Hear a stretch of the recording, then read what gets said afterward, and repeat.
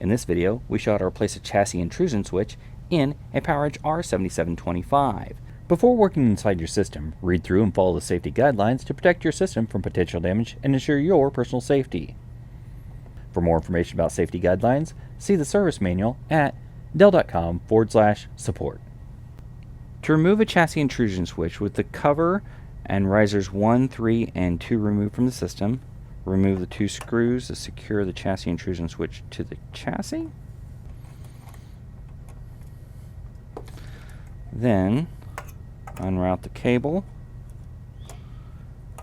disconnect the dongle from the chassis intrusion switch, and then disconnect it from the HPM. To install a chassis intrusion switch, align it with the system and then replace the screw to secure it to the chassis. Then reconnect the dongle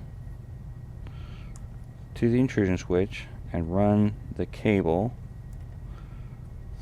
around and then reconnect it to the HPM.